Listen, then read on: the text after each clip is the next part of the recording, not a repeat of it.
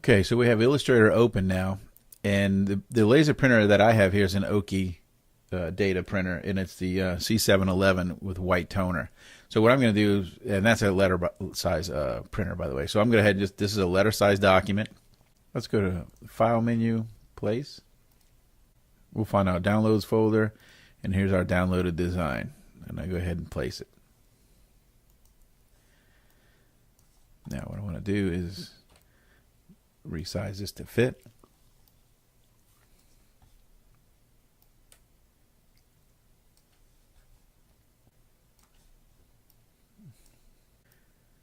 Now what we have to do is we need to check it. So I'm going to grab this thing and just bring half of it over here on this gray background. And the reason I did that is it's just the quickest, easiest way to check for transparency. So we downloaded a transparent PNG. We can tell it's transparent because we see the gray background there. And once you do that, we know we're in good shape, right? So in Illustrator, it's not that difficult to do the underbase.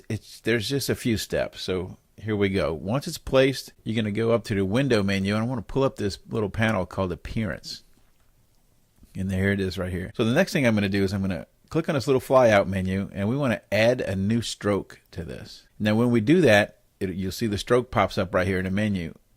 And I'm going to go ahead and go to 0.25. You don't see it on screen right now because we have to do something else in order to bring that up. So at this point, let's go ahead and go to the Effects menu. We're going to come down to Paths, and we're going to go to Outline Object.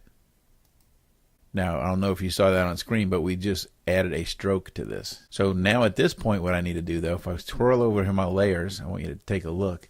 When I come back to the Object menu and I come down to Expand Appearance, you're going to see something else in here. So it has another layer here. So when I turn off the eyeball of the image, that's our PNG image, and then this is our outline. That's this next one up right here. So that's our outline. That's our vector path that we just created. And here is the image itself. So we're almost ready. You would think we could just go ahead and run it like it is, but we can't. We have to make this path a clipping mask so it understands what it is. So we have to click on our path here and bring it above into its own layer. So we just took it out of this one grouped layer with the image and put it on its own layer. So we can either select these little buttons right here, or I'm just going to come out here, click off of it, and then drag select the image and where the outline, see the little vector path in there. So now we have both of them selected, and then now all we have to do is go to the Object menu, come down to Clipping Mask, Make. Now this says the top object is very complex and may cause the document to fail to print or preview if it's used as a mask. So you want to make it anyway. Right here I would say go ahead and say yes, and 9 times out of 10 you're going to have no problems. And I'll tell you how to tell if you have that one instance. So I'm going to hit yes, and we happen to have that one instance. So you see my image disappears. And when that image disappears, we have to do one thing first. I'm going to go ahead and Command or Control Z to bring it back. And now what I want to do is just come back to my layers and click on the layer with just my outlines, right? Just my path. I got to make it selected here. So I got to click on the little path here, a little button rather. I'm going to go to Object menu, Compound Path, and I'm going to make it 1 unit, right? So now what I'm going to do is click off of it and then drag select everything, and now go to Object menu, Clipping Mask, and Make.